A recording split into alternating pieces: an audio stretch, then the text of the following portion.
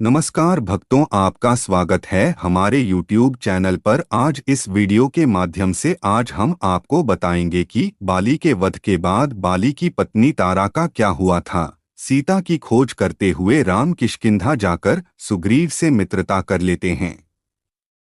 सुग्रीव उन्हें भरोसा दिलाता है कि वह सीता का पता लगाने में उनकी मदद करेगा। साथ ही राम सुग्रीव को वचन देते हैं कि वह उसके बड़े भाई बाली का वध कर उसकी सहायता करेंगे। वही बाली जिसने सुग्रीव को अपने राज्य से बाहर कर दिया था और उसकी पत्नी रूमा पर भी अधिकार जमा लिया था। इसके बाद बाली सुग्रीव के बीच द्वंद्व युद्ध के दौरान राम छिपकर बाली को बाण मारते हैं। इस तरह बाली का वध होता है। बाली वध के बाद तारा का क्या हुआ, इस बारे में अलग अलग रामायण और दूसरे ग्रंथों में अलग तरह की कहानियां मिलती हैं। सबसे पहले बात वाल्मीकि रामायण की।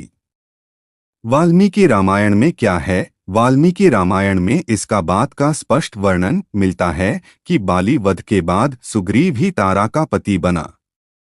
प्रसंग वही है। बाली के मरने के बाद सुग्रीव भोगविलास में रम जाता है और सीता की खोज की बात भूल जाता है। चौमासा बीतने के बाद लक्ष्मण क्रोध में भरकर सुग्रीव को उसके वचन की याद दिलाने राजमहल पहुंचते हैं। इसके बाद लक्ष्मण के आने की खबर देने के लिए कई वानर सुग्रीव के पास पहुंच जाते हैं। उस समय वानरों के राजा सुग्रीव काम के अधीन थे। वे तब भोगविलास में आसक्त होकर तारा के साथ थे, इसलिए उन्होंने उन श्रेष्ठ वानरों की बातें नहीं सुनी। इस विवरण से सब साफ है। खास बात यह है कि यहाँ तारा ही आगे बढ़कर अपनी सूझबूझ से लक्ष्मण का क्रोध शांत करती है। महाभारत में क्या लिखा है? सुग्रीव ही तारा का पति बना। इसका स्पष्ट जिक्र महर्षि वेद व्यास के महाभारत में भी है। बाली के मारे जाने के बाद अनाथ हो चुकी किष्किंधापुरी सुग्रीव को मिल गई। साथ ही अपने पति को खो चुकी चंद्रमा के समान मुख वाली तारा भी सुग्रीव को प्राप्त हुई। धार्मिक पत्रिका कल्याण के कई विशेषांक हैं। इनमें से एक है नारी अंक। इसमें तारा की स्थिति को कुछ और स्पष्ट किया गया है।